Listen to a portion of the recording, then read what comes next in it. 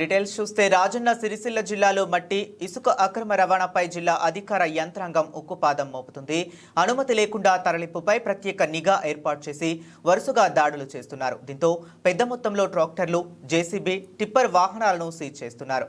ప్రభుత్వ పథకాలు, ఇందిరమ్మ ఇండ్ల నిర్మాణాల కోసం ప్రభుత్వ సెలవు దినాల్లో ఇసుక, మట్టి తరలించవద్దని ఆయా మండలాలకు తెలిపినా ప్రభుత్వ పని దినాలలో మాత్రమే అనుమతులు ఇవ్వాలని కలెక్టర్ సూచించారు.